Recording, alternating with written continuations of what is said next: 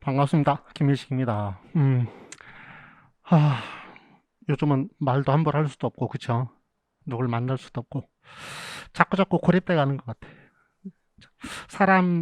사람인자가 이렇게 사람과 사람이 이렇게 있어야 사람이라는데, 그 한자로 사람이라는 말을 인간이라고 그러잖아. 사람인자에 사이간자 써서, 그쵸? 근데 자꾸 이렇게 되어서 조금 속상하긴 한데, 저도 마찬가지고, 음, 코로나가 또 문제가 자꾸 생기고, 코로나가 우리한테 뭐 주는 무슨 메시지가 있겠죠? 전 그렇게 생각합니다.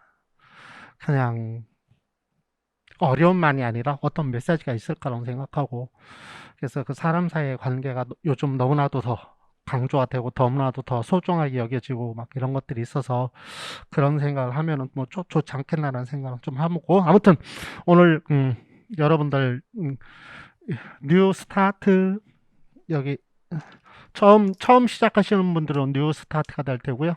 음, 올해 시험을 봤던 사람들은 리스타트가 될 테고, 뭐 뉴가 되었던 리가 되었던 스타트 하는 거니까 우리 좀 설명을 조금 하도록 하겠습니다. 음, 조금 이따가 이 마스크를 조금 제가 바꾸도록 하겠습니다. 왜냐면은 입이 보여야 좀 좋긴 한데 음성이 별로 안 좋을 것 같다고 얘기를 하셔서, 자, 이 그림을 좀 한번 보시겠까요? 모리스 위트릴로라는 사람의 포와시 거리? 어떤 거리래요, 거리. 그냥 거리예요. 근데 조금 잘, 그냥 전체적인 느낌만 있는데, 그냥 거리, 거리.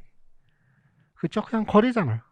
근데 사실은 우리가 조금 AI 기술을 좀 써가지고 이렇게 조금 확대를 좀 하면 텔레비전에 사람 얼굴만 확대 이렇게 나오듯이, 여기 요 사람들도 그렇고요. 잘 안 보이시겠지만 우리 인강으로 보시는 분들이 이렇게 지금은 안 되지. 아무튼 한번 찾아보셔도 될 텐데, 요 그림이 앞에 있는 게 아니고 뒷 이렇게 뒷모습을 그려놓은 거예요. 그러고서는 그 뒷모습을 그렸다는 얘기 뭐죠? 여기서부터 이렇게 쭉 걸어오고 있다, 그 뜻이 되겠죠, 그렇죠? 이렇게 쭉 걸어오고 있어요. 그런데 초점은 뭐냐면, 이제 미술이라는 게 뭐 서로서 느끼는 바에 따라 다른 거지만, 이건 이제 김선현 씨라는 분이 여기서 이제 그림의 힘이라는 책에서 제가 그 조금 조그맣게 써놨는데, 거기에 보면 그렇게 얘기를 하고 있어요. 쭉 걸어오고 있는데 여기가 이제 이렇게 턴해갖고 이렇게 가야 되는 곳이잖아. 그렇죠, 여기가. 그렇죠. 이렇게 그림을 보시면 이렇게 쭉 왔는데 여기가 이렇게 뻥 뚫린 게 아니고 길이 여기 요렇게 이쪽으로 이렇게 굽어져 있어요. 그러면서 하는 말이 뭐냐면, 내가 어떤 길을 걸어왔던 이 앞에 길이, 이렇게 내가 가야 되는 또 앞에 길이 어떻게 전개될지는 아무도 모른다. 그렇잖아요. 이렇게 골목을 이렇게 돌아서면 여기에 뭐가 있을지는 아무도 모른다. 그 얘기는 무슨 말이냐면, 생각의 전환을 좀 가져올 필요가 있지 않느냐, 이런 얘기를 해요, 이분이. 무슨 뜻이냐? 내가 지금 이 길을 쭉 어렵게 걸어왔다 그러더라도 턴을 했을 때 뭔가 새롭고 또 나한테 긍정적으로 그 길이 보여줄 수도 있지 않느냐. 아니면 내가 어렵게 걸어왔는데 이 길을 걸어 지나가도 또 어려울 텐데, 이렇게 생각할 수도 있지 않느냐. 여러 가지 생각할 수 있다는 거죠. 내 과거가 어떻든지 간에.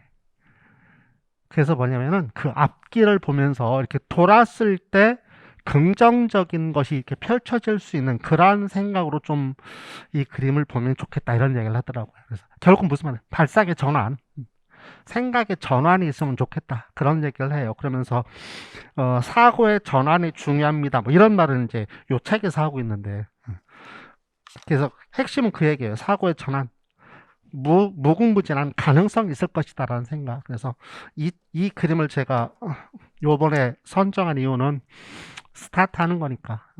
뭐 누가 됐던 리가 됐던 별 의미 없고요. 스타트 하는 거니까. 그래서 긍정적으로 생각하시고 여러분들이 2022년은 저도 그렇고 좀 보시면 좋겠다, 뭐 이제 그런 의미의 그림을 하나 조금 설명을 좀 드리고, 저는 그림 보는 걸 좀 좋아하거든요. 그래서 그러고 여러분들과 조금 말씀을 나눠보도록 하겠습니다. 자, 여러분들이 갖고 계신 그 자료를 보시면요, 그 뭐 쭉 여러 개 써 있어요. 근데 논술이란 뭐냐면 여기서 논한다라는 뜻이잖아요. 논한다. 술은 쓰는 거죠. 그쵸? 근데 쓰는 건데 기술과 논술은 달라요. 기술은 그냥 쓰는 거. 여러분 전공의 서술형. 서술형은 그냥 쓰는 거예요. 그건 논술 아니에요. 여러분 전공에서도 옛날에 논술이 있었어요. 재작년인가까지는 전공에서도. 그런데 그거는 논술이 아니었어요. 왜냐면 서론 결론이 없고 그냥 본론만 써요.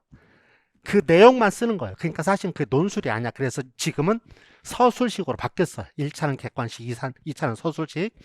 근데 교육학은 서술이 아니고 논술이에요. 여러분 알다시피. 그래서 옳고 그름에 대해서 그 이유와 근거를 가지고 얘기하는 것. 이유와 근거를 가지고 얘기를 해야 돼요. 그냥 하면 안 돼요. 서술이 아니다. 그 말이에요. 지금 뭐를 제가 여기서 강조하려고 그러느냐면 이거예요. 이유와 근거를 가지고 그냥 쭈저리가 아니다. 계속 그런 문제 좀 볼까요? 여기 좀 한번 예를 볼게요. 논술 시험에 행정고시도 이런 문제가 있어요. 여러분 이제 공부를 하신 분들은 아시겠지만 가정 배경이 학업 성취에 미치는 교육적 영향에 관해 콜만의 사회 자본의 개념을 활용해서 논하시오. 콜맨의 사회 자본, 그럼 콜만은 가정 내 자본을 세 개로 얘기하는데 1, 2, 3, 그 중에 사회 자본이라는 게 있어요. 그러면 결국 이 얘기는 뭐냐면 콜만의 개념을 가지고 가정 배경, 학업 성적에 미치는 영향에 대해서 얘기해라 그 말이에요. 네 맘대로 쭈절거리지 마라 그 말이에요. 그러려면 뭐를 알아야 되는 거죠? 콜맨이라는 사람에 대해서 알아야 되죠. 그게 뭐예요? 콜맨 뭐가 되는 거예요? 이유와 근거가 돼요. 선생님, 행정고시만 그런가요? 아니고요. 자, 근데 논술이란 그런 건데 그럼 교육학 논술은 뭐냐? 교육학 이론에 근거한 논술이 교육학 논술이에요. 갑자기 웬 무슨 말씀을 하십니까? 자, 교직 논술은 유초등은 교직 논술이에요. 우리하고 논술이 달라요. 유초등은 교직 논술, 중등은 교육학 논술. 그래서 중등은 교육학을 열심히 공부를 하죠.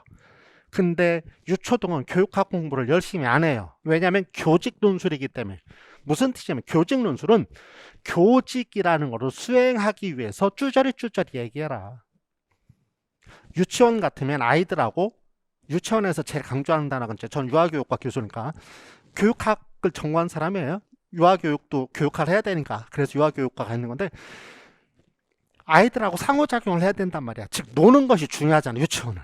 무슨 막 교과서 공부하는 게 아니잖아요. 유치원은. 그러니까 노는 게 중요해.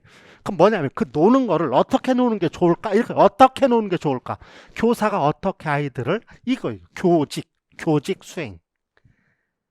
그런데 교육학 논술은 그게 아니고요. 이론의 근간 논술. 작년 문제인데요. 이게 올해 문제죠. 이제 작년이란 말 아직은 안 지났으니까.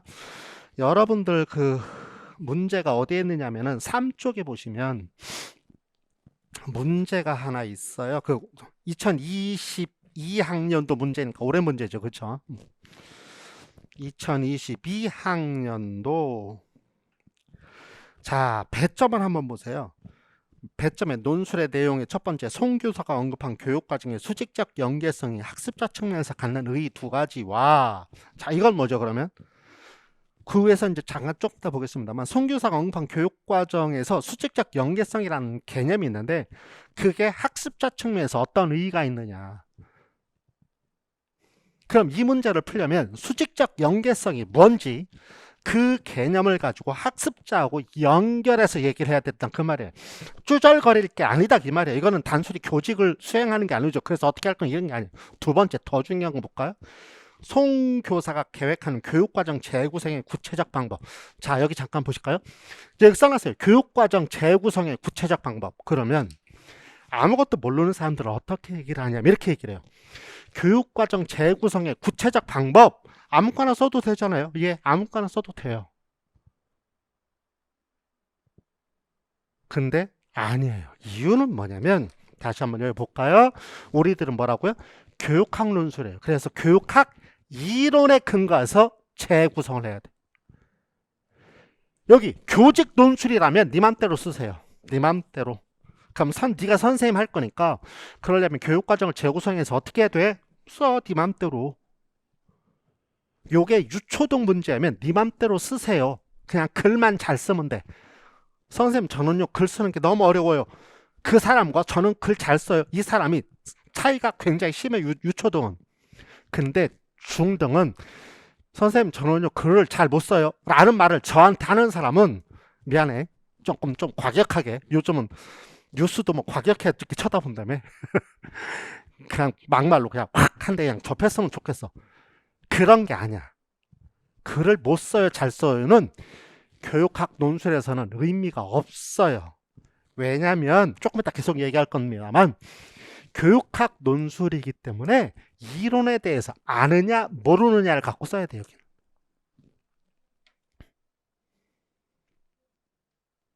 그러면 이게 어떤 게 있느냐 한번 어디를 보시느냐면 아까 그 3쪽을 좀 계속 보세요.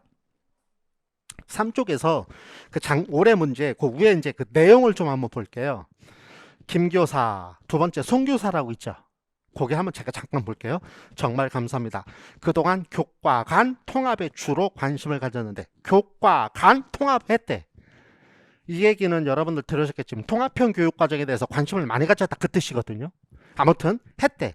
그런데 김 선생님의 특강을 들어보니 이전 내용과 다음 내용이 자연스럽게 연결돼야 한다는 수직적 연결성도 중요한 것 같더군요. 그 다음에 이 수직 연결성 조금 얘기해요. 그래서 이번 학교는 교과의 단원의 범위와 계열을 조정할 계획입니다. 선생님께서는 교육과정 어떻게 재구성하는지 함께 이야기할 수 있을까요? 자, 뭐라고요? 통합형 교육, 통합을 관심을 가졌었는데 선생님 수업 말씀하시는 걸 들어보니까 뭐? 범위와 계열성을 조절할 계획입니다. 그럼 뭐예요? 범위와 계열성이라는 데에다가 네 맘대로 써는 교직 논술인데 그게 아니고 범위, 계열성 요 두 개 가지고 교육과정을 어떻게 재구성할 건지를 써라 그 뜻이에요. 얘기지. 범위, 계열성. 그러니까는 답이 두 개가 뭐냐면 두 가지가 하나는 범위에서 교육과정 재구성 어떻게, 하나는 계열성 입장에서 교육과정 재구성 어떻게, 이게 써라 그 말이에요. 무슨 말인가 이해되세요?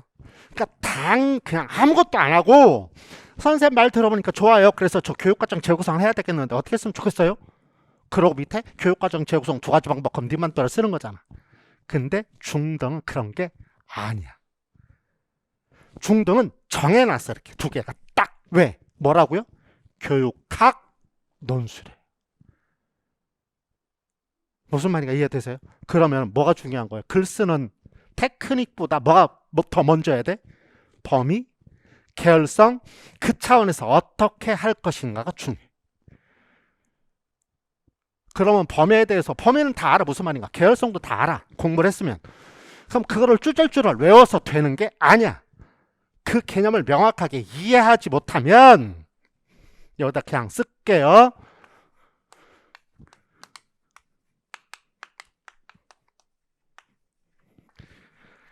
이해와 적용을 할 수 없으면 안 돼. 그 얘기는 무슨 말이냐?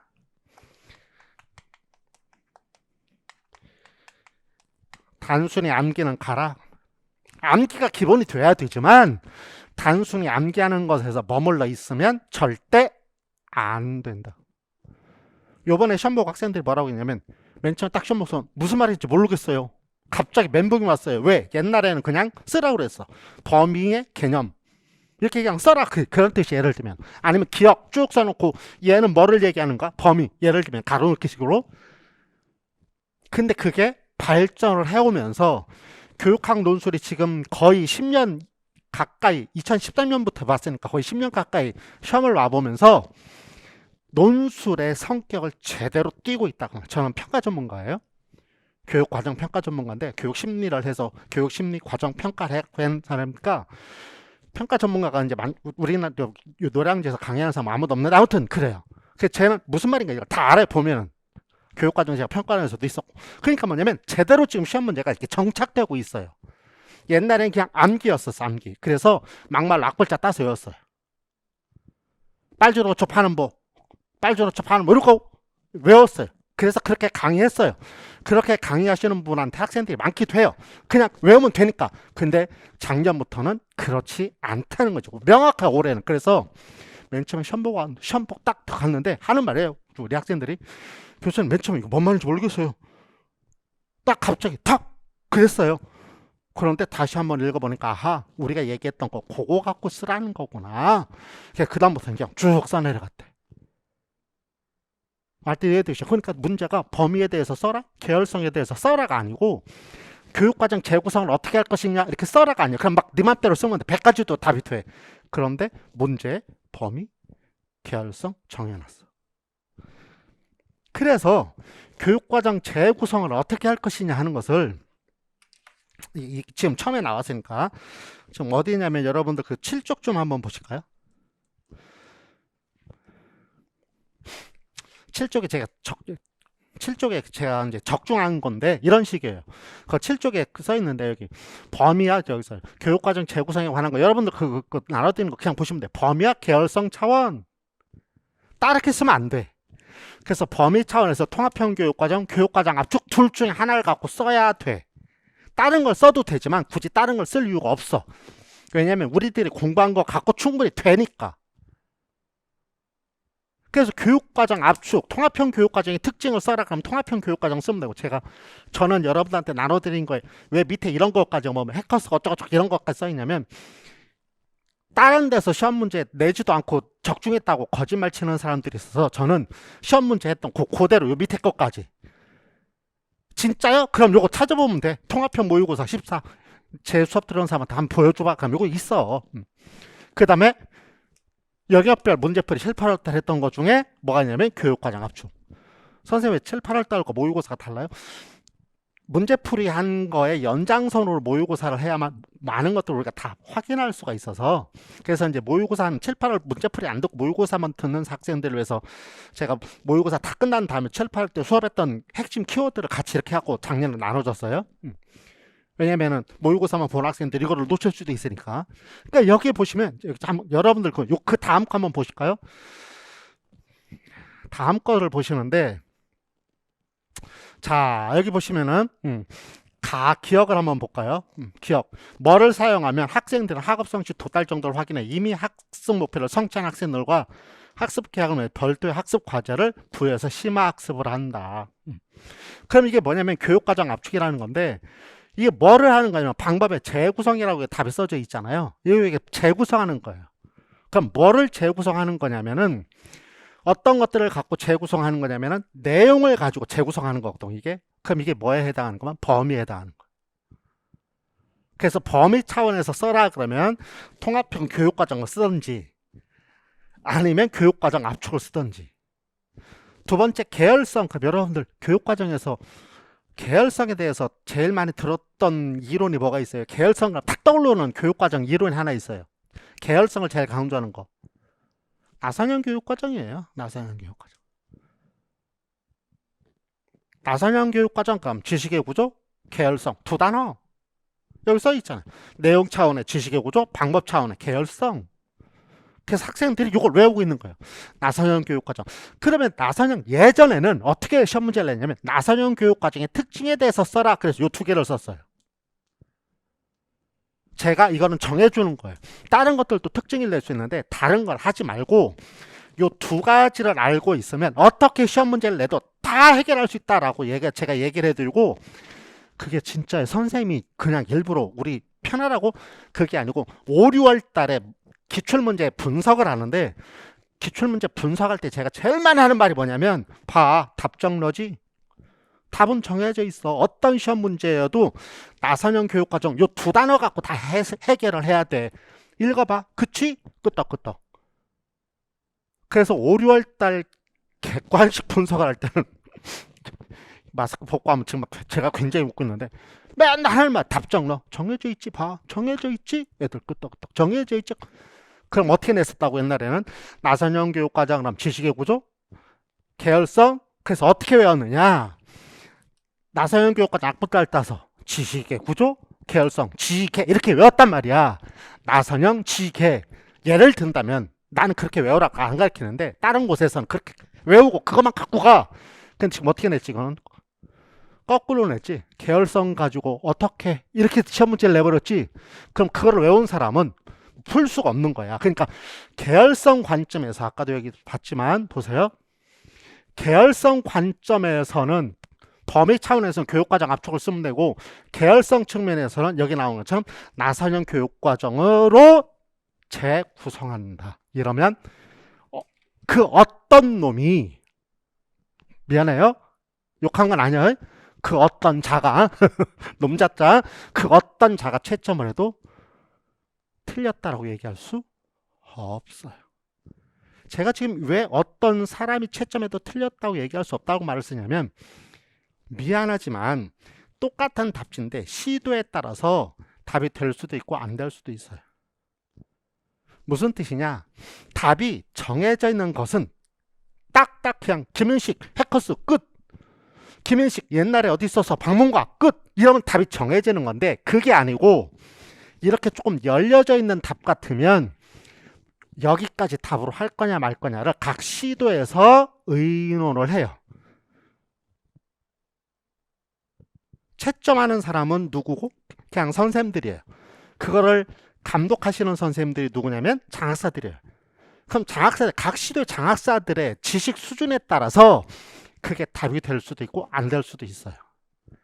그러다 청 어려우면 교육부에 교육과정 평가원에 문의를 해요. 그럼 교육과정 평가원에서는 출제자에게 문의를 하죠.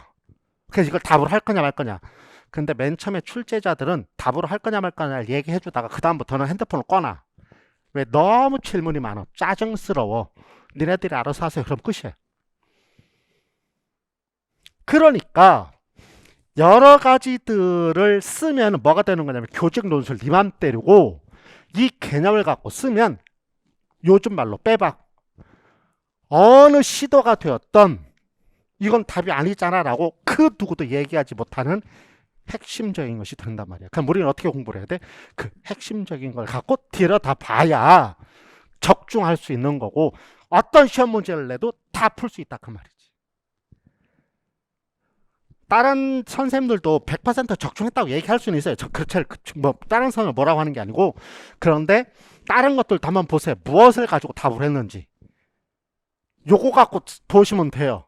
얘는 내용 범위 갖고 뭐를 얘기하고 계열성 갖고 뭐를 얘기했는지, 아니면 그냥 아무것도 없이 다 얘기했는지. 결국은 무슨 말이냐면 이걸 다시 한번, 단순히 암기해서는 될 일이 아니다는 거야. 기본은 암기해야 되지만 이해와 적용, 이해를 하지 못하면 적용 못하는 거니까 우리가 부르면 지식, 이해, 적용. 지식만 갖고는 그 지식을 완벽하게 이해해야 그 다음에 뭐가 가능하다? 적용이 가능하다. 말뜻 이해되세요? 무슨 말인가? 그래서 이제 똑같아요. 뭐 무해 것들도 다 똑같아요. 여기도 나오는 것처럼 수업 내용 선정과 조직에 언급한 ABC의 명칭과 개념을 설명해. 이게 뭐냐면 여기 답 수직적인, C가 수직적 연계성이거든요. 그러니까 문제는 수직 연계성을 쭉 쓰고 그 C가 뭐에 대한 거냐 써라 그래. 수직 연계성. 그럼 수직 연계성 이 개념 가지고 설명을 하면 되는 거고. 그래서 교육학 논술이라는 것은 다시 올라갑니다. 교육학 논술은 완벽하게 뭐? 이론에 근거해야 된다. 그러니까 이론을 정확하게 이해하지 못하면 절대 안 된다. 전공도 마찬가지고요. 스터디를 하다 보면 학생들이 다른 선생님 수업 들은 학생들하고 같이 스터디를 하다 보면 그쪽에서는 이렇게 얘기를 해요. 그러면서 나한테 물어봐요. 교수님, 그쪽에서는 이렇게 얘기하는데 이걸 어떻게 해요? 그럼 내가 뭐라고 하면 내비둬 그래. 왜 내비둬 그러냐면 그거는 핵심적인 게 아니야. 자, 여기 한번 볼까요? 오른손하고 왼손하고 이렇게 연결돼 있어. 여기 연결돼 있죠. 공통 분모가 있지. 근데 답은 오른손이야. 그럼 오른손을 얘기해야 되는데 공통 분모가 있다고 왼손 얘기하면 되나? 안 되지. 요 공통 분모가 있다고 왼손도 답이래. 그럼 이 세상은 답이 없는 게 없어. 다 답이야. 연결 안 될 게 어디서 하나도 없지. 우리 아버지 이름 쓰라고 그랬는데 왜 조선시대 이성계 이름을 쓰고 있어? 연결하면 이성계까지 가지 않가? 말뜻 이해되시죠? 이해되셨죠? 그래서 여러분 알죠? 이렇게 문항수는 두 개인데 한 문항인데 어차피 근데 이게 중요한 게 아니고 근데 여기서 요거 한 가지. 작년 유초등 교직 논술에 교직 수행 능력을 측정하는 것인데 제가 느낌표 해놓은 이유가 뭐냐면 작년 유치원에서 학습 공동체 특징 두 가지 쓰라고 그래서 이건 우리가 모의고사도 내고 학습 공동체 하는 게 굉장히 중요하니까 시험 난다라고 얘기했고 올해 시험에도 그걸 썼어야 되는데 옛날에는 그냥 아까처럼 교사가 뭘 해야 돼 이런 식이었는데 그게 아니고 이렇게 이론을 가지고 특징 두 가지 쓰래. 이거는 학습 하나 공동체 하나 쓰면 되는 건데 아무튼 무슨 뜻이냐 교직 논술인데도 이게 교육학 논술로 변해가고 있네. 이유는 왜 그런지 아세요? 답이 너무 많으면 무슨 일이 벌어져? 채점이 너무 어려워. 그걸 전문용어로 객관도가 떨어져요. 그래서 그래요. 여기 이거는 초등 문제인데 교육과정 실행관점이라고 해서 스나이더라는 사람이 교육과정 실행관점이라고 있어요. 스나이더의 교육과정 실행은 올해가 아니고 작년에 우리 교육학 논술에서 두 가지를 써라 그래서 2점짜리가 하나 있었어요. 충실성 관점하고 형성 관점이라는 게 있는데 상호 적용 관점은 빼고 그 두 가지를 가지고 쓰라는 문제가 있었어요. 스나이더 거. 내가 재작년에도 스나이더 굉장히 중시된다. 왜냐하면 교사가 어떻게 할 것인가 얘기하는 거니까 그랬는데 덜커덕 시험에 났어. 근데 올해 초등 교직 논술은 그 스나이더 갖고 20점이야 다. 설명이. 배점이 3점, 6점, 6점짜리인데 그 다음에 이제 논술 체계성 그래서 5점인데 그 3점, 6점, 6점이 전부 다 스나이더 그 사람 하나 갖고 썼어. 그래서 뭐라고 나왔냐면 올해 유초등 시험 보고 저는 잘 모르는데 직원들이 와서 저래.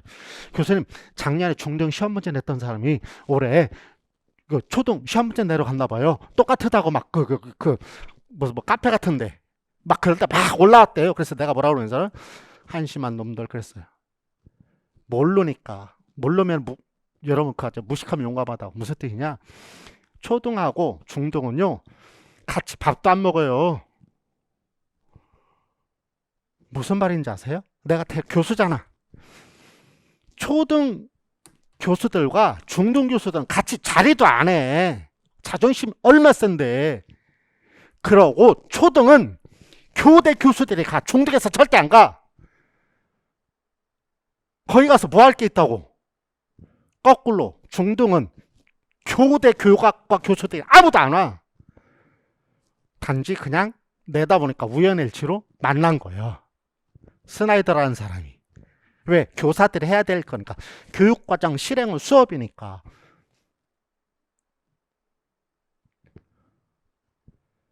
그래 놓고 하는 말이 작년 중등 출제자가 요번에 초등을 또 갔대. 그래서 참 무식하다. 알면은 그게 다 무식한 거야. 모르면은 그렇게 막 하는데 그 얘기는 무슨 말이냐? 내가 지금 무엇을 얘기하려고 하는 거냐? 올해 재작년부터 이게 교직 논술도 조금 교육학 냄새가 나기 시작하더만 올해는 교직 논술인데 막 교육학 냄새가 막 이렇게 많이 나대. 그래서 사실 내가 뭐라고 했냐면 유치원이 됐던 초등이 됐던 교직 논술을 잘하려면 내 수업 1, 2월달 수업은 기본적으로 듣고 가라. 네, 그렇게 얘기하고 싶어. 그렇게 얘기하면 또 뭐예요? 저 사람 돈 벌려고 또 이럴 거 아니야. 그래서 그 얘기는 안 하는데 아무튼 왜냐면 교직 유초등에서 가르치는 분들이 교육학의 백그라운드가 무지하게 많은 게 아니고 그거를 유치원에서 어떻게 가르치냐 이렇게 얘기를 하는 거니까 제가 그래서 우리과 교수들하고 나하고 얘기를 하면 얘기가 안 돼요. 그분들은 유치원에서 이렇게 해야 되고 나는 이론 갖고 얘기하고 그러니까 얘기가 잘 안 돼. 그래서 저는 우리과 교수라고 왕래도 별로 안 해. 왜? 얘기할 뭐 공통점이 별로 없어. 그래서 아무튼 이렇게 가고 있다. 그 얘기는 무슨 말이다. 다시 한번. 심지어 교직 논술까지도 이론의 근거를 두고 얘기를 하고 있다는 거. 무슨 말이 이해되셨죠? 그래서 그래서 여기 나와 있어. 기출 분석을 해보니까 한마디로 얘기하면 이거. 교육학 이론의 근거에서 문제를 내고 있다는 거. 또 한 번 제가 얘기하는 거. 근데 그 이론이 그냥 암기가 아니라 여기 나온 것처럼 개념에 충실해서 그걸 어떻게 앞글자를 따서 암기하는 것보다 뭐가 강조된다? 그래서 단순 암기는 필요치 않다. 그리고 그 이론을 어떻게 현장에 적용할 것이냐. 여기 이제 다소 교직 논술의 냄새가 조금 나긴 하지만 이거는 이제 제 수업에서는 논술 팁, ET 팁이라고 그래서 수업하면서 늘 이런 것들은 논술할 때 이렇게 사용하면 좋고 이런 것들은 학교에서 이렇게 사용하면 좋고 이런 게 해서 이제 2차를 요거 갖고 기본 수업을 다 기본 수업 하면서 2차 수업을 하는데 그래서 저는 2차 수업을 안 해요. 다른 분들 지금 뭐 면접밥 하고 계시고 막 그런데 저는 그걸 안 해요. 왜냐면 다 수업하면서 했는데 그리고 이제 수업 시련은 내가 교사 생활 14년 했으니까 그걸 1차 붙으면 이제 내가 무료로 봐준다 그래서 1월 달에는 저 이제 죽어놨습니다. 한 사람 보는데 20분 수업 시련하고 내가 코멘트 하려면 1시간 한 명 딱 못 봐주니까 막 아무튼 아침 9시부터 막 밤 10시까지 어느 때는 막 하루 종일 앉아있기도 하는데 그거야 뭐 내가 할 일이니까 상관없는데 이거 별 중요하지 않아요. 그래서 여러분들이 제 수업을 듣든 안 듣든 관계없어요. 이 이론을 명확하게 이해하도록.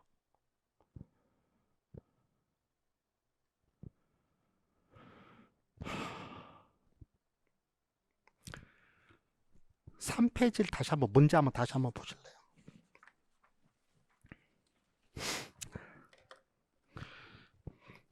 거기 배점의 두 번째 거 한번 볼까요?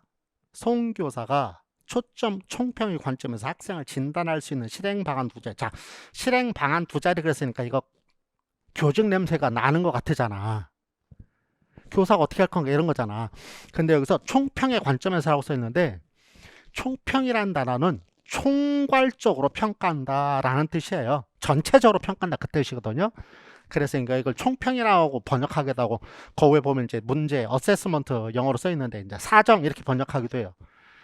이게 뭐냐면은 전반적으로 학생을 진단할 수 있는 방안이 뭐냐? 그러면 제가 수업 시간에 늘 이것도 똑같이 이제 얘기를 했는데 블로그에 다 써 있는데 학생 진단하기 위해서는 학생을 이해하려면 진단하려면 이해를 해야 되잖아. 학생 이해하는 방법 두 가지 크게 뭐뭐 있는 줄 아세요? 없어요. 뭐 없어. 정해져 있어. 인지적인 거, 정의적인 거 끝. 그럼 인지적인 건 뭐가 답이겠어? 선수학습 확인, 진단평가니까. 정의적인 것은 가장 대표적인 정의적인 게 뭐예요? 우리 교사들에 있어서 학생들이 갖고 있어야 될 적의적 특성 가장 대표적인 거 동기유발. 동기유발 됐느냐? 그 다음에 더 가면 신체적으로 어떠냐? 아니면 가정환경이 어떤 이런 것까지도 이제 얘기하는데 두 가지니까 그렇게 쓰면 되는 거예요. 그 다음에 잘 보세요. 송교사가 활용할 수 있는 평가 결과의 해석 기준 두 가지. 해석 기준 두 가지래. 이게 뭐예요 갑자기? 자 그러면은 그 후에 제시문을 한번 볼게요. 자 지금 어세스먼트 영어로 찾으셨죠? 하나밖에 안 나오니까 그 밑에 김교사 까볼까요? 좋은 생각입니다. 그리고 우리 학교에서는 평가 결과를 학생 간에 비교를 하지 않으니 자 학생 간에 비교를 하는 게 뭐예요? 상대평가죠? 상대평가잖아. 하지 않으니 학기말 평가에서 다양한 기준을 활용해 보아야 할 것입니다. 다양한 기준. 이 기준이 두 가지가 뭐냐? 자, 우리가 공부한 것 중에 우리가 공부를 하면서 어떻게 공부를 하냐면 평가의 기준이 되는 거 뭐 이렇게 공부한 적 없어요. 그 누구도 없어요. 근데 있어요. 그 기준이란 단어를 어떤 단어 여러분 들으셨는지 모르겠지만 어떤 것들을 준거로 평가는 준거가 기준이란 단어예요. 그게 뭐냐면 참조 준거 평가, 참조 준거 평가라는 거예요. 참조 준거 평가. 참조 준거 평가, 참조 준거 평가는 여기 여러분들 이거 이제 몇 쪽인지 모르겠는데 쭉 보시면 그 뒤에 있으니까 그냥 한번 보세요. 여기 참조 준거 평가에 보시면 위교사 언급한 평가 방식 전환과 관련된 평가 특징 그래서 기준 두 가지인데 여기 제가 써놨대요. 상대 평가를 제외해야 된다 그러면 성장 참조, 능력 참조, 중거 참조 세 가지 중에 두 개를 쓰는 거거든요. 그건 무슨 말이에요? 기준이라는 단어 갖고 분류하지 않았지만 무엇을 준거로 무엇을 어떤 거를 참조로 해서 어떤 기준을 참조해서 그걸 참조 준거 평가 이렇게 쓴단 말이에요. 그럼 상대 평가가 아니고 참조 준거 그럼 참조 준거네 이 단어를 이해한 사람은 아무 어려움 없이 썼어. 왜? 제가 강조한 게 시험 문제 늘 난다고 또 난다고 그랬어 이건. 그래서 성장 참조, 그 다음에 것은 여기 능력 참조, 여기 능력 참조 이게 나온단 말이야. 저는 하나씩 시험 문제를 냈지만 그거 다 쓰면 되는 거란 말이야. 그런데 요 기준이라는 단어하고 그 준거라는 단어를 몰라갖고 못 썼네. 엄한 거 썼네. 그 얘기는 무슨 말이야? 어떻게 한 사람? 이렇게 단순히 외운 사람. 참조 준거 평가에는 기준 참조, 중도 참조, 성장 참조, 능력 참조. 그래서 앞글자. 기준, 성장, 능력, 뭐 준거 어떻게 외우든지. 그렇게 외운 사람들은 뭔지 모르는 거지.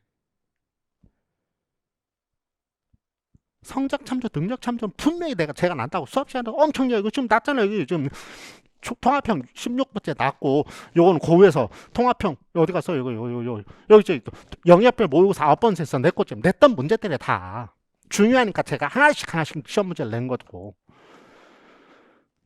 그렇게 적용을 하고 있단 말이죠. 그래서 시험 문제에 다시 위로 올라가면 다시 한번 여러분들 꼭 기억 좀 해주세요. 여기 이론에 명확하게 충실해서 공부를 하세요. 그러기 위해서는 제 수업 같으면 기본반 1, 2월 그 다음에 3, 4월 반은 꼭 들어야 된다. 왜냐면 1, 2월 달에 기본이 뭐냐면은 단어 공부예요. 단어. 피터스의 교육의 중거. 그럼 무슨 말이야? 이런 단어가 있단 말이에요. 시험에 맨 1장에 피터스의 교육의 중거. 그러면 교육의 중거. 여기서 또 중거란 말이에요. 중거가 뭐예요? 기준이라는 단어다. 준거는 기준이다. 그럼 뭐냐? 교육이냐 아니냐를 판단하는 기준이 있다. 준거가 그 뜻이다. 그러고 그걸 목적 차원, 내용 차원, 방법 차원 이렇게 얘기를 한단 말이야. 그렇게 공부하는 게 기본반이고, 심화반에서는 그것들이 이제 명확하게 무엇을 설명하는지 내 걸로 그래야 거기까지 가야 이해가 되는 거거든요. 그래야 그 다음에 이제 문제를 풀 수 있는 거거든. 그래서 꼭 제가 뭐라고 하냐면 재수생들한테도 저한테 맨날 물어봐요. 교수님, 저 다른 선생님 수업 듣는데 1, 2월달 수업을 들어야 될까요? 그걸 왜 나한테 물어?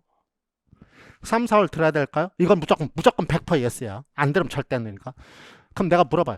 그럼 선생님, 그 수업에 대해서 얼마만큼 이해하셨어요? 그러면 이렇게 답, 이해는 많이 못했어요. 그럼 뭐라고? 이해는 많이 못했어요. 그럼 무조건 1, 2월 거부터 들으세요. 제가 그래. 나중에 모의고사 하는 거 듣든 말든 그건 나중에 하시고. 그건 나중 얘기고. 꼭 그렇게 얘기를 하거든요. 그래서 이해되셨죠? 그 다음에 어떻게 적용할 것인지를 꼭 기억하세요. 이 적용은 첫 번째 이게 되어야 기본적인 걸 개념을 알고 있어야 적용이 되는 거니까 제일 기본은 암기 플러스 이해 적용. 여기 꼭 기억. 여러분 꼭 좀 그렇게 공부하세요. 뭐가 됐던. 그래서 저 적중을 다 했는데 다른 거 아니고 얘기한 거 그대로. 예전에 요번에는 그 어떤 테크놀로지를 뭐 물어본 것도 있어요. 왜 갑자기 테크놀로지? 그럼 제가 이제 여기서 나오는 게 있다고. WBI, 그 다음에 CA, 상호작용 갖고 시험 문제 낸 것들이거든요. 혼자 있는데 어떻게 할 거냐? 그럼 상호작용을 많이 해야 된다. 그럼 상호작용을 하기 위해서 뭐가 필요하냐? 그럼 뭐 인터넷 활용 수업을 한다든지 CAI를 한다. 이런 상호작용 강제, 이게 테크놀로지에 결국은. CAI 뭐 이런 거, CMC 이런 것들 이제 쓰면 되는 거였고, 협동학습 개념으로 이제 쓰면 되는 거고, 그 다음에 이제 동료학습 뭐 이건 이제 넘어가고요. 그래서 테크놀로지 물어봤는데 저는 여긴 안 했는데 왜 내가 수업한 건 아니니까 얘기는 안 했지. 요즘 얘기하는 거 쓰시면 돼. 우리가 교사들이 테크놀로지 뭐 짜나? 안 짜지? 그럼 교사가 뭐 이런 거 있다는 것만 알면 돼. 그래갖고 나 그거 쓰면 돼. 그러면 나 같았으면 나 이거 썼을 거예요. 메타버스. 요즘. 그치? AI 기반을 활용한. 있어? 있든 없든지. 내가 알아. 그냥 여기 쓰면 되지. 언놈이 만들어 놨을 거야. 우리나라는 다 있잖아. 찾으면 다 있잖아. 응? 스토어에 보면 뭐 모든 앱이 다 있더만. 그치? 이거 있을까? 그럼 찾으면 다 있잖아. 대한민국 엄청난 나라잖아. 요즘 맨날 쓰면 뭐 메타버스 어쩌고저쩌고. 그거 쓰면 안 돼? 쓰면 돼. 그러니까 그런 거는 내가 수업한 게 아니니까, 그러니까 상황에 맞춰서 그런 거 쓰면 되니까 너무 그런데, 그러나 우리가 기본적으로 공부했던 거 갖고 얘기를 하면 돼. 왜? 조금 아까 얘기했던 CAI니 무슨 컴퓨터 CAI니 컴퓨터 활용 수업이니 이런 것들, WBN 이런 것들이 결국은 요즘으로 얘기하면은 AI 기반 어쩌고저쩌고 하는 것들이거든요. 쓰면 되는 거니까. 그래서 아무튼 현실적인 것들은 이제 어떻게 번역해서 쓰는 거고, 아무튼 여기 그래서 요거 꼭 몇 페이지냐? 여러분 뒤로 쭉 가면은 네, 교육학 공술 논술 팁 15쪽에 써져 있어요. 교육학 공부 논술. 첫 번째, 문제 분석. 문제를 분석하려면 뭐가 필요하죠? 아까도 얘기했지만 이론을 이해해야 되죠. 조금 아까 그랬었죠? 기준 두 가지. 그 기준이 뭔데? 교육과정 재구성, 그냥 재구성이 아니고 문제를 보니까 범위와 계열성 차원에서 그걸 이해해야 된단 말이죠. 그 다음에 두 번째는 현장에 적용할 수 있는 방법, 적용력. 이 현장 적용, 우리가 선생님 저희들이 학교에도 없어서 어떻게 적용해요? 우리가 공부한 것들 갖고 다 적용되는 거니까. 그러면서 제가 아까 뭐라고 그랬어요? 제 수업에서는 이거를 학교에서 써먹을 때 이렇게 수업을 하는 게 좋다라는 ET 팁. 제가 ET라고 얘기하는 것은 엑셀런트 티처를 얘기하는 거거든요. 그냥 교사가 되면 안 된다 그래서 전 ET라는 말로 써서 수업을 하는데, 그래서 제가 농담삼아 맨날 어떤 놈이 교수님 저도 ET예요. 뭔 말? 그랬더니 저는 잉글리시 티처예요. 그래. 아, 알았어. 내가 그러고 맞았는데. 아무튼 ET 팁이라는 거, 그다음에 논술 팁, 이거를 논술에 써먹을 때 이렇게 써갖고 해야 된다라는 걸 얘기하는데, 그런 것들이 전부 다 현장에 적용하는 방법들 제가 수업 시간 해주는 거고, 그다음에 종합적으로 이해로 해. 그렇죠. 단순히 외우는 게 아니죠. 노량진 학원 이게 아니죠. 종합적인 능력. 그 다음에 여기 보세요. 논술의 기교, 이건 뭐라고 아까 글을 못 써요 이거거든요. 그럼 이게 지금 중요한 게 아니고요. 그 다음에 단순히 이론을 암기하는 것만이 중요한 게 아니고 꼭 얘기하자면 이론을 이해하는 게 제일 중요하다. 근데 여러분들이 저한테 와서 이거는 별로 얘기 안 해요. 교수님 저 교육학 이론을 잘 이해 못해. 이건 아무도 얘기 안 하고 맨 전부 다 와서 저한테 얘기하는 분들이 뭐냐면 전부 다 교수님 글을 잘못 쓰겠어요. 네, 글은 이거 다 써져요. 때 되면 제가 얘기를 해요. 무슨 말이냐?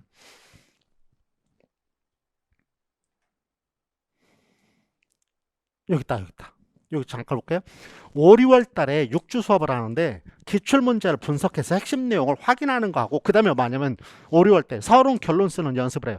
매주 제가 과제를 하나씩 내줘요. 그래서 요거에 서론을 써봐라, 요거에 결론을 써봐, 이렇게 얘기를 해요. 매주 과제를 하나씩 내주거든요.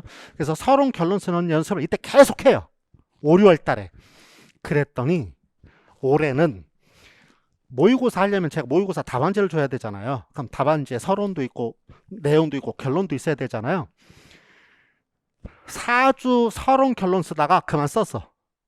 이유는 애들이 내가 써준 서론 결론 읽지도 않아. 기분 되게 나빠. 이유가 뭐냐면 교수님 이제 이거 서론 결론 없어도 될 것 같은데요. 농담 아니에요. 그래서 제가 4주하고 서론 결론을 더 이상 써주질 않았어요. 왜? 이때 다 했거든. 왜 제가 4주가 되냐면 모의고사 4주는 영역별로 하고 6주는 통합으로 해요. 영역별로 하는 것은 공부를 해와서 한번 풀어보라고 영역별로 하고, 이제 나중에 6주는 이제 전체적인 걸 갖고 하는데, 서론 결론 쓸 때 요걸 쓸 때 되면 맨 처음에는 3발 4발 쓰다가 5발에, 그 다음 시간 있지 않으면 5발 6발 7발 다 써요. 쓸 게 너무 많아서 탈일 정도로. 그래서 논술 쓰는 것은 별 문제가 없어요. 나중에 제가 이거 5, 6월달 수업하면서 이거 다시 또 어떻게 쓰는 거니까 구체적인 테크닉 얘기해. 이거는 이거보다 또 쉬워. 이거보다 여반장. 자, 아무튼 그래서 논술 기교 같은 것들은 너무 걱정하지 않으셔도 되고, 그래서 이론을 암기하는 것보다는 이해가, 저는 늘 제 수업은 포커스가 되는데 여러분들 그렇게 공부를 하셔라 그랬더니, 지금 고백하면 제가 너무 이해만을 강조해서 수업을 했더니 학생들이 나한테 클레임을 걸어. 교수님 여기서 뭐 외워야 돼요? 내가 학생들한테 한편으로는 잘못 가르쳤구나. 그래서 작년부터 뭐를 하기 시작하냐면 요 암기도 제가 시키고 있어요. 수업을 어떻게 하냐면, 일단 제 학생들은 혹시 여기 지금 이제 4학년 올라가시는 학생들은 1년 커리를 그냥 따라가세요. 굉장히 어려워요. 교직 나가야 되고. 그렇지만 꼭 따라가시고요. 그 다음에 스터디를 하셔야 되는데요. 스터디를 하시는데 제 학생들은 학교에서 각자 스터디를 좀 하시고, 제가 여기 그 다음 페이지 보시면 제 학생 공부 방법 구체적으로 써놨으니까 한번 좀 보시고요. 복습 철저히 해라. 그 다음에 제일 중요한 게 요거예요. 공강을 이용해라. 제 학생들은. 무슨 말인가 이해되시죠? 월요일날 릴레이 교실에 수업이 없어. 그럼 어떻게 해라? 월요일 릴레이 교실에 교육학 듣는 것, 그리고 인강을 그 시간에 꼭 들어라. 그래서 제 학생들은 철저하게 공강을 이용해야 돼요.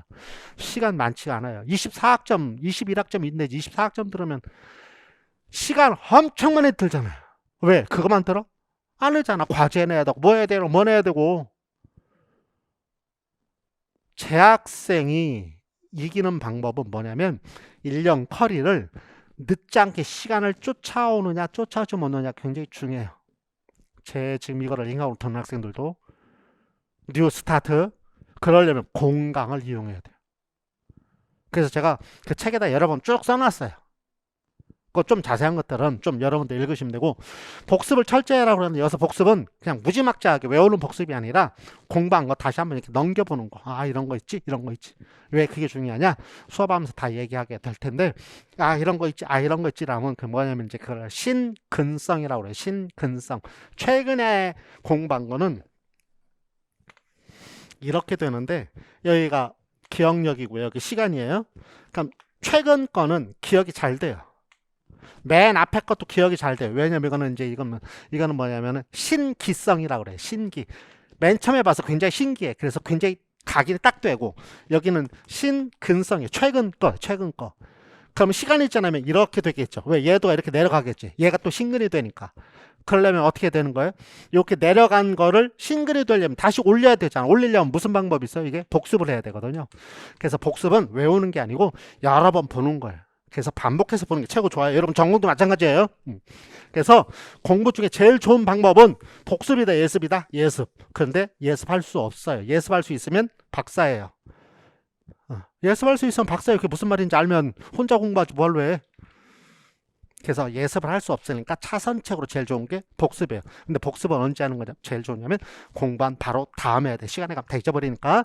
그래서 복습을 할 때는 그냥 여러 번 읽어보는 건데, 제 책 여러분들 여기 프린트에 다 나와 있으니까 뭐 블로그를 이용할 수도 있고, 제 수업 같으면 형성평가를 하는 것도 있고, 무슨 말인지 아시겠죠? 그래서 제가 그렇게 복습을 하도록 시켜놨더니 이놈의 새끼들이 복습을 안 해.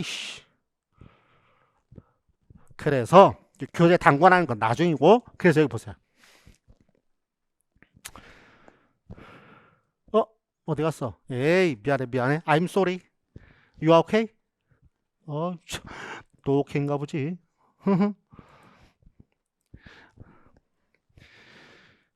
왜 여기엔 안 써져 있지? 내가 아까 한 것 같았는데. 1, 2월 수업 내가 이거 해놨는데. 잠깐만요. 아까 했는데 졸다가 또 저장이 안 됐나봐. 아, 여기 보세요. 여기. 이렇게만 하고 말았구나. 제가 원래 수업은 늘 교육학 월화하고 이제 전공 수목금도 이렇게 해야 되니까. 그리고 전 주말에는 수업을 안 하고요. 그리고 주일날은 교회도 가야 되고, 그래서 잘 수업 안 하는. 아무튼 일반적으로 작년까지 이렇게 수업을 했어요. 근데 올해부터 14시에서 15시 30분까지 수업을 더 해요. 그래서 요 시간이 안 되는 분들은, 제 수업을 혹시 들으실 분들 중에 요 수업이 시간이 안 되시는 분들은 인강을 들으세요. 직강을 들으시면 안 돼요. 왜냐면 요게 1시간이 비잖아요. 1시간 점심 먹고 요때 1시간 동안에 뭐를 하냐면 그날 수업한 거 암기를 시켜요. 나한테 교수님 뭐를 외워야 되는지 모르겠어요. 이런 사람들 때문에 제가 암기시키는 시간 30분 동안 암기하고 30분 동안 시험 보고, 시험 봐갖고 내가 채점해갖고 회초리 떼는 게 아니고 각자 마음의 회초리, 루소가 얘기하면 자신의 스스로 벌 내리는 거. 그래서 요거를, 그래서 제가 요 수업 요거 할 때 또 자료를 나눠 줘야 돼요. 그럼 그것만 갖고 있으면 암기가 된다 그 말이죠. 그래서 학습한 다음에 철저하게 암기. 왜? 교육학은 원로만 해야지, 전공해야지. 맨날 교육학만 하고 앉아서. 김인식 교육학 듣는, 제가 그래서 김군들이라고 그래. 김인식 교육학 듣는 군단. 그래서 김군들은 맨날 교육학만 해. 전공 안 하고. 더 재밌대. 그러면 안 돼. 전공이 더 재밌어야 돼. 아무튼 요렇게. 그래서 요거 끝나면 이제 3시 반부터는 이제 거꾸로 교실. 이거는 이제 할 사람 하고 안 할 사람 하고. 거꾸로 교실은 일종의 스터디인데, 스터디 하면서 제가 물어보는 건 이제 저한테 또 물어보면 제가 또 질문해주고, 그래서 5시까지. 그거는 뭐 선택이고, 그래서 이렇게 수업을 해요. 그래서 암기도 요 시간에 철저하게 하려고. 작년에 모의고사부터, 그러니까 올해죠. 올해 모의고사부터 제가 이걸 했거든요. 모의고사는 그날 모의고사 본 거 키워드 암기, 그리고 10분 동안 암기, 그러고 자료 나눠주고 열심히 쓰고 10분 동안 막 쓰고 그 다음에 그거에 대해서 제가 곧바로 답 얘기해주고 그렇게 해서 그거를 자료를 문제풀이 것까지 해서 자료를 만들었고 맨 마지막 시간에 다 학생들한테 줬는데 올해는 1, 2월부터 이걸 하려고 그래요. 암기를 좀 해야 되겠다 하고 싶은 사람들. 그 다음에 요 시간이 선생님 저는 필요 없는데요. 그럼 이제 저한테 오셔서 교수님 저는요 요 시간 필요 없고 제가 할 수 있으니까요. 그러면 제가 그 사람들은 출석부에서 빼줄 겁니다. 그래서 다 하도록 그렇게 하려고 그래서 여기 똑같이 다 그래서 1, 2월 달은 지식의 구조 기본적인 하기 때문에 제가 지식의 구조라고 써요. 여기 내용 확산은 시간이 좀 많이 걸려요. 공부해야 될 게 많아서 그래서 10주 그 다음에 분석 기출 분석과 서술표를 쓰는 것은 6주 그래서 나누면 그냥 8주가 되는 거고요. 그래서 이건 6주만 해도 충분하더라고요. 올해도 그렇고 작년도 그렇고 그래서 이건 6주만 하고요.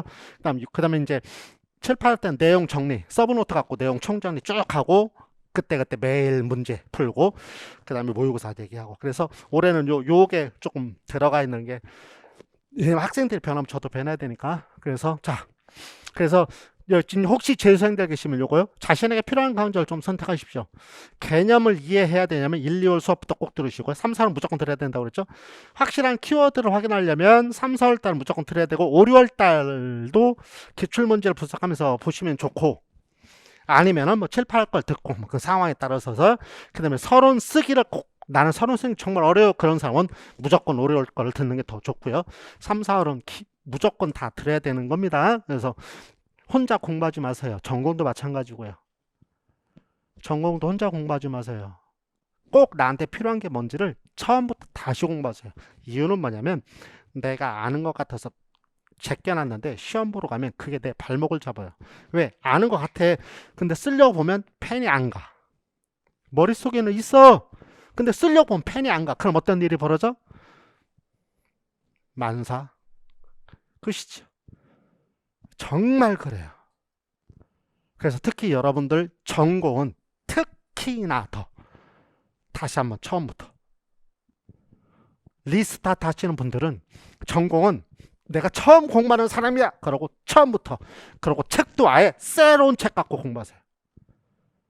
그러면서 옛날 책은 버리지 말고 거 써놓은 거 있으니까 새로운 책 갖고 공부하면서 아 이게 뭐가 있었는데 그럼 옛날 책을 보세요. 아 이거 그럼 여기다 다시 쓰세요. 그렇게 공부하는 게 최고입니다. 옛날 책을 또 보고 그러면은 굉장히 좋을 것 같으죠? 그렇지 않아요. 이유는 볼 때는 알아요. 왜? 내가 쓴 거니까.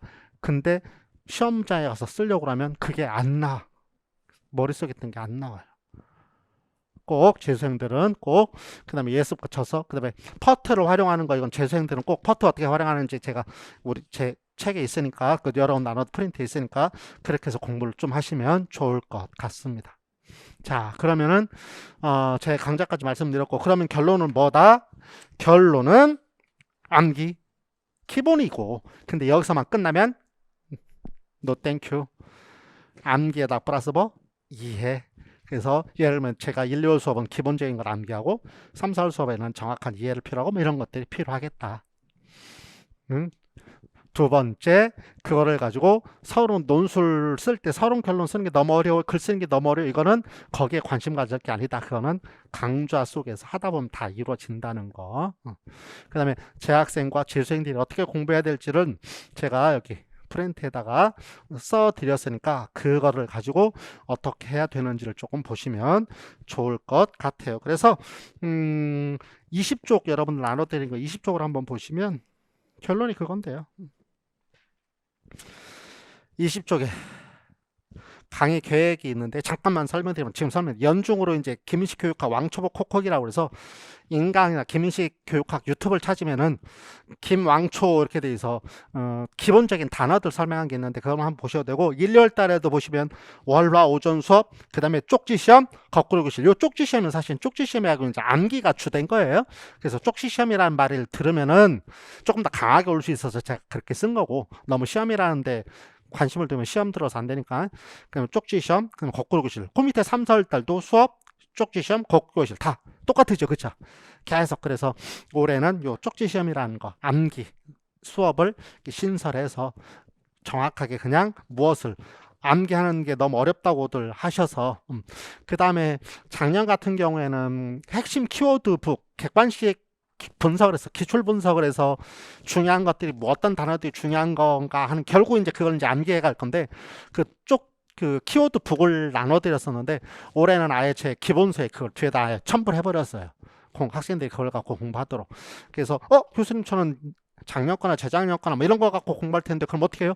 그런 분들은 뭐 이제 또 다른 어떤 방법이 있겠죠. 뭐 다운 받아서 뭐 프린트를 해서 보실 수 있다 어떤지 아무튼 여러 가지 방법을 할 수 있으니까 혹시 지금 오신 분들 중에서 저 수업 들었는데 저는 옛날 책 갖고 공부해야 되는데 그거 없는데 어떻게 해요? 그럼 짐이라도 한번 여기 조금 이따 나가시면서 한번 여쭤보세요. 그럼 대색한 혹시 있을지 모르니까. 근데 아무튼 올해 이제 새로 나오는 책은 제 뒤에다 그렇게 해서 그렇게 해서 공부를 해갈 거니까 이렇게 1년 커리를 그래서 다시 한번 말씀드리면 재학생들은 1년 커리를 다 따로 하시는 게 제일 좋다. 그 다음에 재수생들은 아까도 말씀드렸지만 나한테 맞는 거를 선택해서 공부를 하셔라.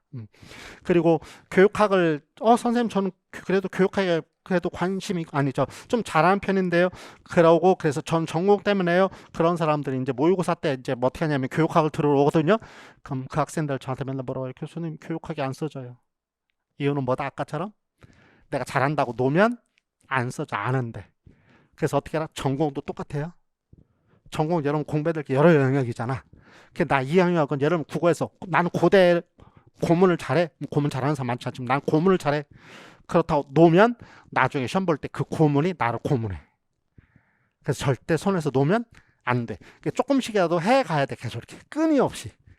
그게 아까 뭐다? 복습의 차원으로 계속 끊임없이 이렇게 해가는 것이 제일 중요하다는 거. 그래서 무슨 말인가 이해되셨죠? 그래서 요거 하면 딱 끝나겠죠? 아까도 끝났으니까. 그래서 맨 위로 올라가라. 맨 위로 올라가는 거 어떻게 올라가야 돼? 모르겠다.